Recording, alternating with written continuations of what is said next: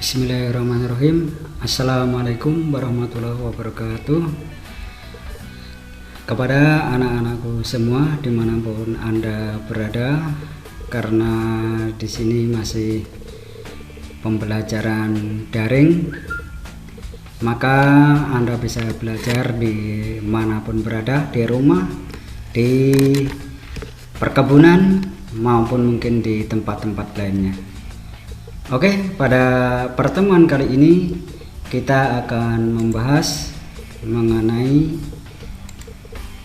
hakikat bangsa dan negara. Namun sebelum kita belajar mengenai hakikat bangsa dan negara, alangkah baiknya kita berdoa dulu menurut agama dan kepercayaan kita masing-masing. Bagi yang beragama Islam, bisa kita baca doa sebelum belajar kali ini. Berdoa, mulai.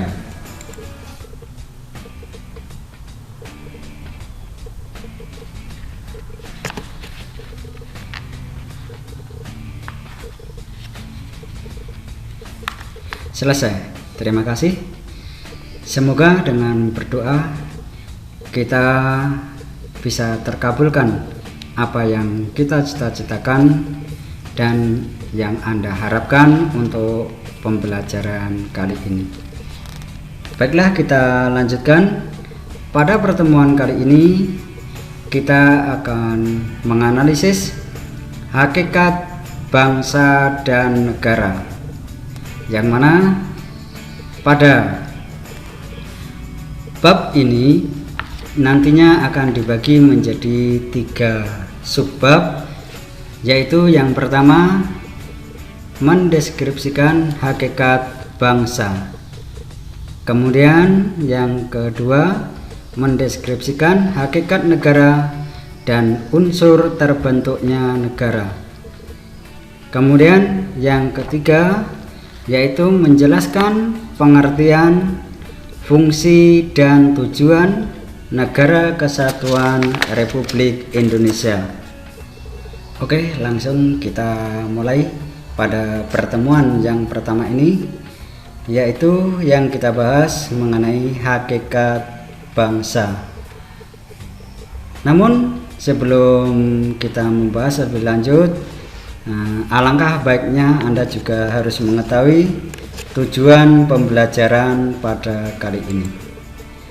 Tujuan pembelajaran pada pertemuan yang pertama ini, yang pertama adalah setelah pembelajaran Anda bisa mendeskripsikan kedudukan manusia sebagai makhluk individu dan makhluk sosial. Kemudian yang kedua, Anda bisa menguraikan pengertian bangsa dan unsur terbentuknya bangsa. Ya, kita mulai. Yang pertama, kita akan mendeskripsikan kedudukan manusia. Yang pertama, manusia sebagai makhluk individu.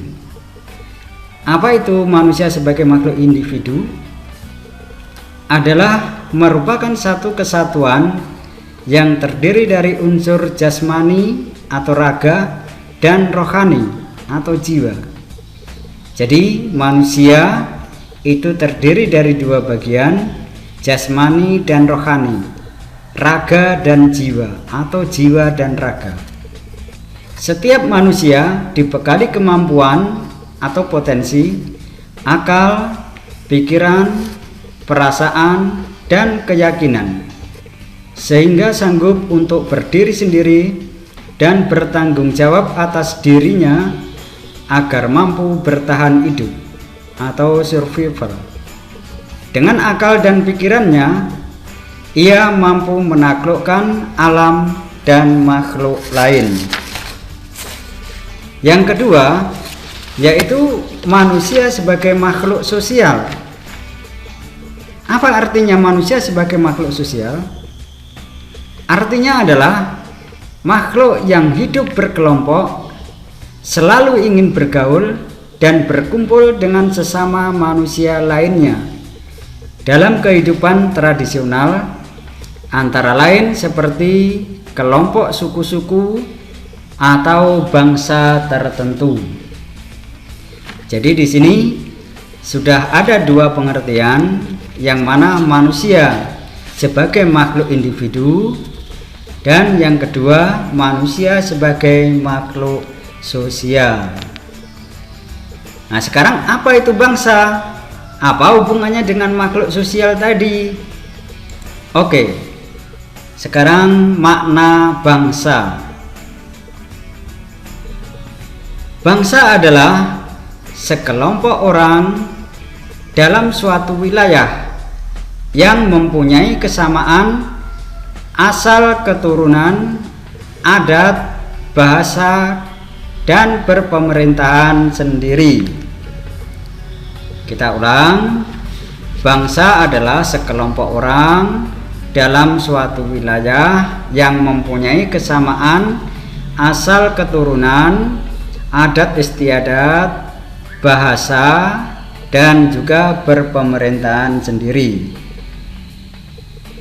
Dalam hal ini ada beberapa unsur untuk terbentuknya suatu bangsa ini, yaitu menurut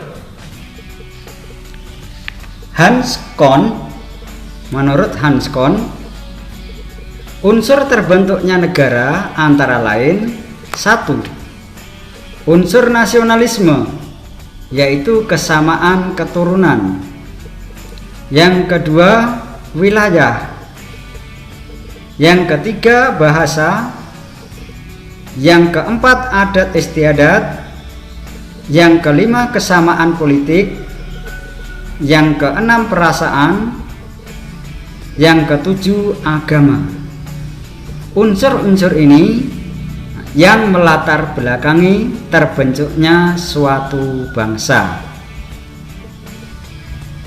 Oke, kepada anak-anak semua, silahkan Anda pelajari video tutorial ini atau video pembelajaran ini, dan tidak menutup kemungkinan kepada anak-anakku semua bisa belajar dari sumber-sumber pembelajaran yang lain, tentunya yang relevan.